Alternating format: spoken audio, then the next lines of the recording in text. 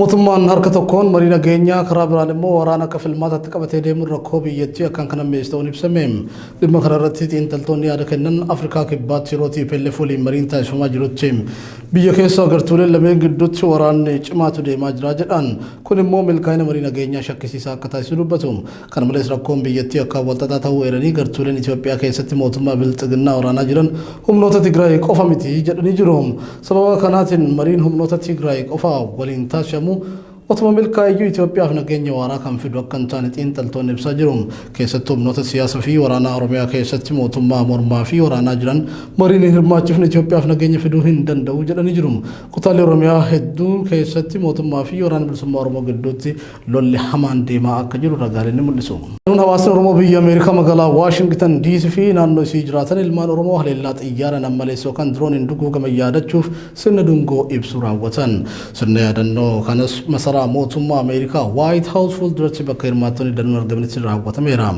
هليلا دروني شوالتان على جوبي في ميتال كتت شابانا فانتال فيو لغبا انا نونو كومبات بولچي سبلتغنا راغوت مي چيمسني بلالفتني جروم سندغو كبسيسو كنرت كيرو قري ابوتي منتا هاغوت من غدون في كتارين حواسا برون ارغمني جروم فرماتونم سندغو كبسيسو كنرت ارغم يادا كننين امن رمو بيكيس في الله بدي موتما دندرغ هاجر چلسيلالون كبجرني جروم امن بيكيسا توكما رو قلچو سوچو كقبو ايراني ور بيجي الله جراتو مو وان امه اورمو رغ هاجرو حواس الدنيا تبيكسو راجل قبه غماچر ايغ متاسسو كقبن امني جروم نموتا هليلا كنان جبلان اجهمني فقدنانت شميرام كيف تترفت سرير مرمي غدا واشنطن دي سي تواممو خورين كندستو بيكسيرام هرير كان رتي سواسن باين انا كيرماتو امچتايسني جروم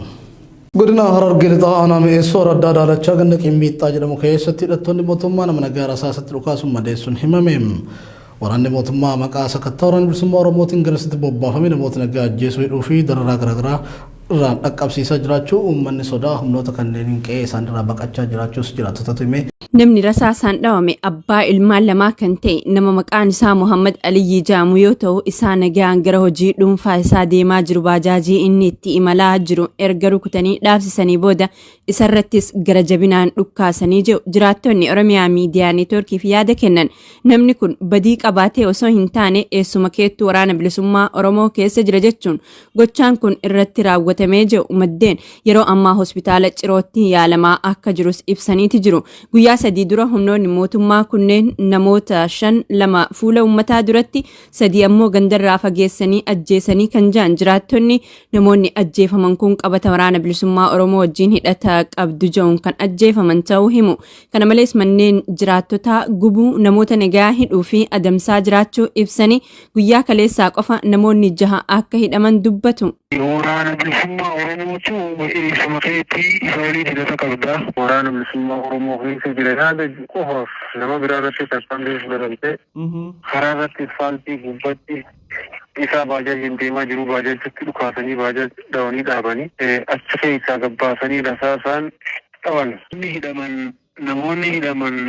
namoota baay'eedha gandimmaa araddaa daalachaa keessa jedhamu kun namoota ammaan dura hidhamanii murtii takka malee mana hidhaa magaalaa mi'eessoo fi asabootitti dararamaa jiranii fi kanneen guyyaa kaleessaa hidhaman keessatti illee dubartoonni akka argaman kan himan maddeen dubartoota kanneeniin waraana bilisummaa Oromootiif nyaata kennitu jechuun akka hidhan ibsani sochii waboon naannichatti gaggeessuun muddama keessa kan gale mootummaan waraana isaa aanaalee godina Harargee lixaa hedduu keessatti baay'inaan qubsiisee jiraa jiru waraanni kun ammoo tarkaanfii fudhachaa jiru hawaasa nagaa qofa irratti ta'uu himanii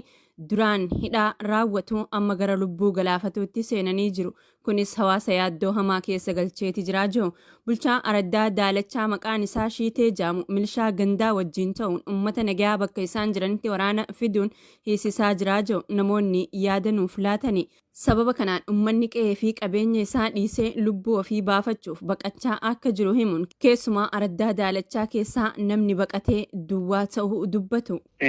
namni tokko gandan jiru yoon sinii baasee ganda san keessa akkuma jirutti namu haan gartee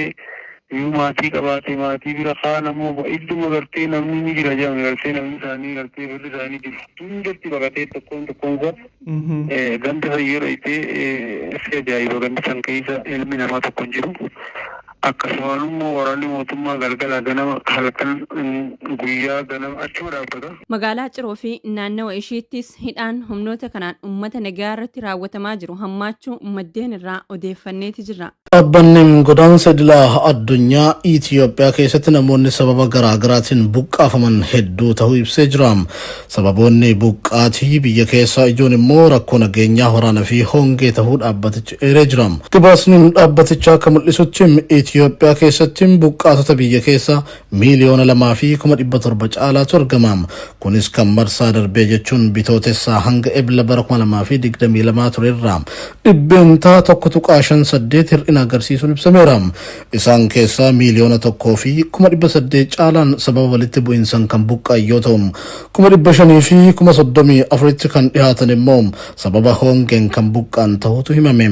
Qorannoon marsaa ammaa kun iddoowwan buqqaatonni argaman 2,100 caalaa naannolee 11 keessatti kan geggeeffame yoo ta'u iddoowwan 430 sababa nageenyaa fi daandiitiin deemanii ilaaluun akka hin danda'amne ibsameera. Naannoo Oromiyaatti buqqaatonni sababa walitti bu'iinsaa fi hongeen buqqa'an 600 fi 60 ol adda baafamanii jiraachuus dhaabbanni godaansa idil addunyaa IOM addeesseera. Naannoo Oromiyaatti iddoowwan 520 keessatti maatiiwwan 100 fi 24 caalan buqqaatotaan 600 fi 62 caalaa of keessaa qaban adda baafamanii jiru.